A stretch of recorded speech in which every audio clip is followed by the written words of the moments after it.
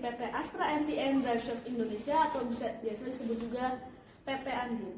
Dan aku sedang bersama dengan seseorang yang memberikan dampak positif bagi kelestarian bumi. Halo Kak Kintan. Halo, nama aku Steven. Jadi ceritanya Kak Kintan tuh salah satu orang yang berkontribusi menanam pohon mangrove atau pohon bakau di pesisir laut. Dia merupakan salah satu orang yang memberikan dampak besar bagi bumi. Jadi hari ini aku akan menanyakan tentang aksi penyelamatan bumi. Apa kabar Kak Kintan? Baik, kamu sendiri sehat kan? Iya. Jadi Kak Kintan itu bagian apa ya di PT Andin? Oke, aku di bagian EHS atau Environmental Health and Safety di Andin. Kerjanya ngapain aja tuh Kak? Nah, kerjanya kurang lebih seperti namanya ya, Environmental Health and Safety. Jadi aku melakukan pengelolaan terkait lingkungan untuk Andin, kemudian untuk kesehatan dan tentunya keamanan para pekerjanya. Gitu. Oh, oke. Aku mau nanya sesuatu, tapi aku cerita dulu ya. Oke. Kalau aku pulang sekolah tuh rasanya panas banget di luar cuacanya gitu. Kalau Senin pagi biasanya kan ada upacaranya. Upacara rasanya tuh nggak tahan lagi, pengen cepet-cepet udahan. Panas banget ya. Karena saking panasnya cuaca. Kalau hari Jumat di sekolah aku juga ada senam pagi. Terus aku mikir, enak banget ya gurunya nggak? Gurunya tuh senamnya di lapangan, gurunya Di pinggir ya, di koridor ya. Oh, di gurunya mencontohkannya di tempat yang adem gitu, nggak ada gedung sekolah. Jadi hari ini aku mau nanya, kira-kira kenapa ya akhir-akhir ini cuacanya sangat panas? Iya sih, yang ngerasa sangat panas sih bukan Steven doang. Aku juga ngerasa sangat panas. Nah, yang mungkin yang kita bisa notice ya, yang pertama ini sepertinya memang yang dibicarakan pemanasan global ya Steven.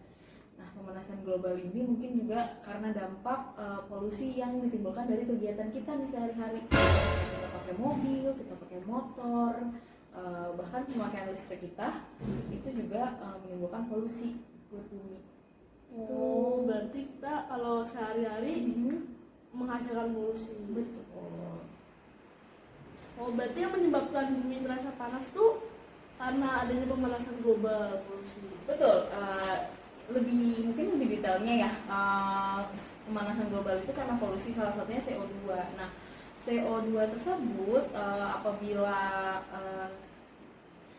ke bumi gitu ya. Nah, singkatnya dia dapat merusak lapisan ozon nih. Nah, lapisan ozon itu kan yang melindungi bumi dari matahari ya, Stefan. Makanya kenapa nih lama-lama lapisan ozon kita rasanya semakin tipis dan sehingga kita merasa oh ternyata makin panas nih. Itu karena polusi-polusi yang kita timbulkan itu merusak lapisan ozon tersebut, Stefan. Kira-kira ada nggak sih gas lain yang menyebabkan rusaknya ozon selain CO2? Gas lain yang merusak merusak lapisan ozon selain CO2 itu ada banyak. Contohnya ada SO, ada NO, dan lain-lain yang mungkin nggak bisa aku sebutkan satu persatu ya. Gitu.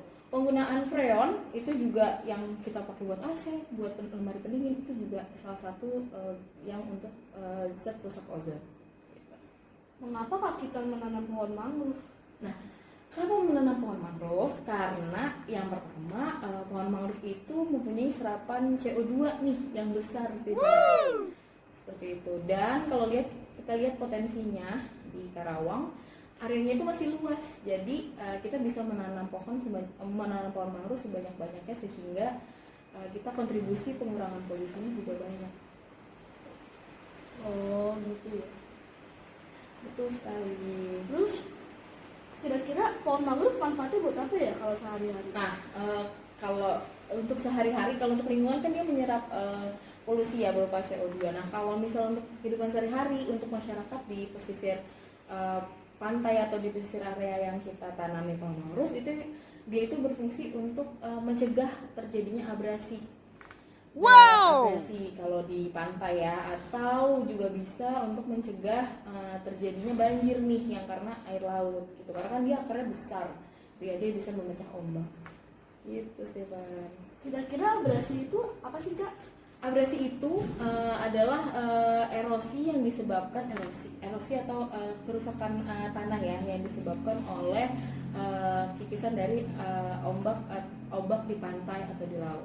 Gitu. Oh, berarti Kak kita menanam pohon mangrove di mana ya? Nah, aku menanam pohon mangrove tadi bisa disampaikan itu di pantai Cilamaya di Karawang.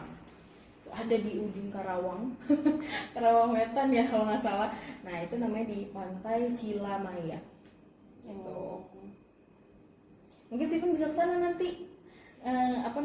Bisa cek ada pelangnya Astra NTN. Jauh nggak ya dari sini? Jauh sih, 1,5 jam kalau dari sini.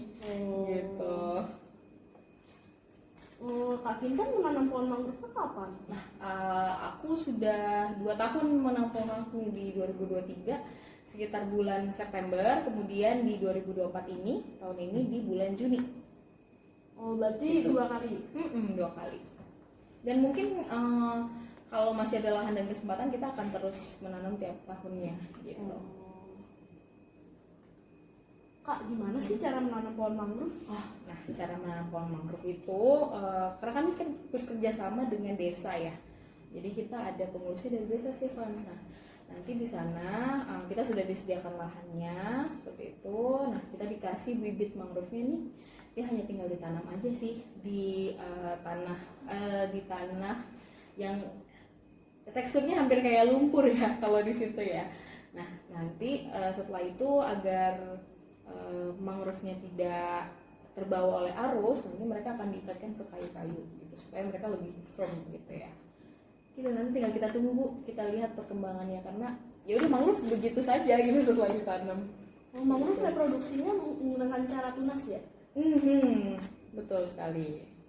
Mangrove sebenarnya nggak susah sih nanam mangrove, asal kita konsisten aja untuk ngecek dia pertumbuhannya.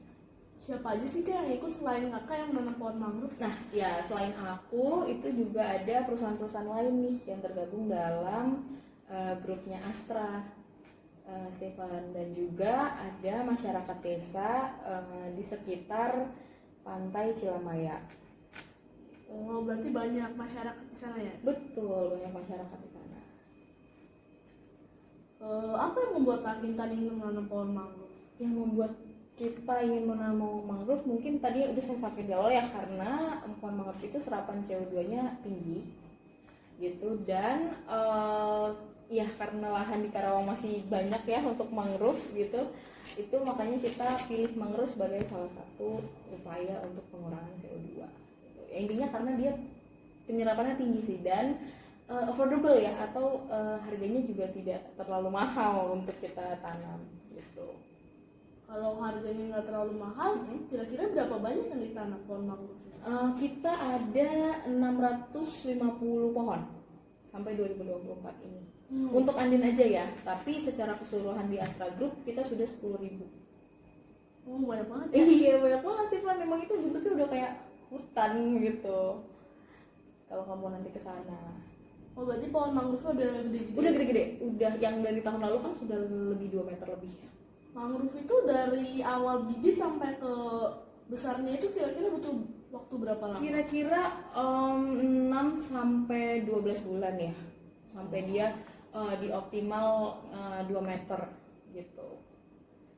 Apa kesan-kesan Kak Kintan selama aktivitas penanaman pohon mangrove ini? Oh ya, kesan-kesannya saya senang sih bisa berkontribusi dengan penanaman mangrove, karena ternyata dengan ibaratnya menanam mangrove kan small movement ya, dengan gerakan kecil kita ternyata bisa berpengaruh terhadap lingkungan, terutama dalam pengurangan polusi. Intinya saya senang dan bangga sih bisa berkontribusi dalam penanaman mangrove gitu. Dan juga mangrove ternyata tidak sulit untuk di-maintain gitu. Jadi ini mungkin akan menjadi program yang berkelanjutan gitu. Kira-kira tahun depan juga? Iya, tahun depan kita sudah berencana sih untuk menanam mangrove lagi. Mungkin nanti di area lain selain Cilamaya gitu. Wah, terima kasih banyak ya Kak Kintan atas waktunya hari ini. Oke guys, kita akhiri wawancara hari ini dengan Kak Kintan.